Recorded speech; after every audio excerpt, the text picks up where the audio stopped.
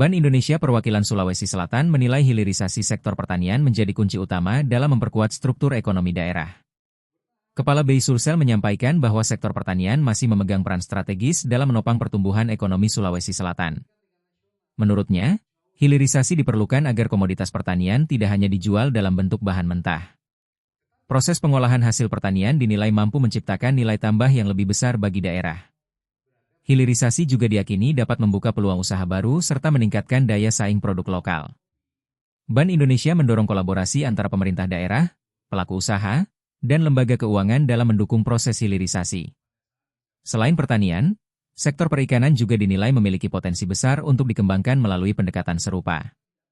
Strategi ini diharapkan dapat meningkatkan kesejahteraan petani dan memperkuat ketahanan ekonomi Sulawesi Selatan.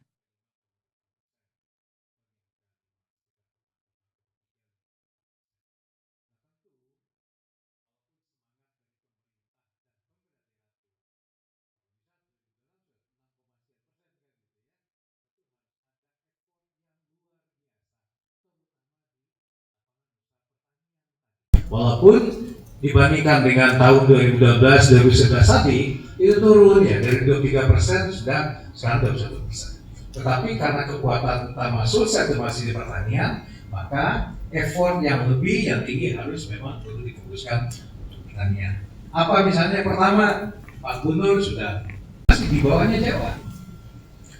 Tadi pun untuk kualitas produktivitas per hektarnya itu masih di bawah Jawa.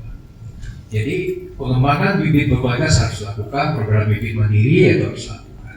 Yang kedua, infrastruktur pertanian seperti irigasi, jalan dan sebagainya. Kemudian juga mekanisasinya harus di